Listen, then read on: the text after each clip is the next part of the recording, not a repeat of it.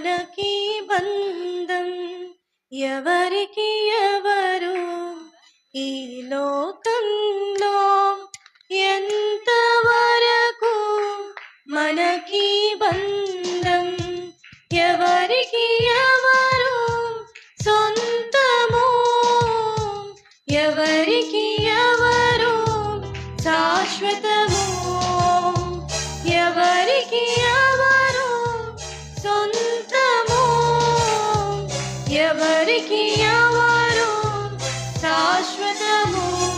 మన జీవితం ఒక యాత్ర మన గమ్యమే ఆ యేసు మన జీవితం ఒక పరీక్ష దాని గెలవడమే మన తపన మన జీవితం ఒక యాత్ర మన గమ్యమే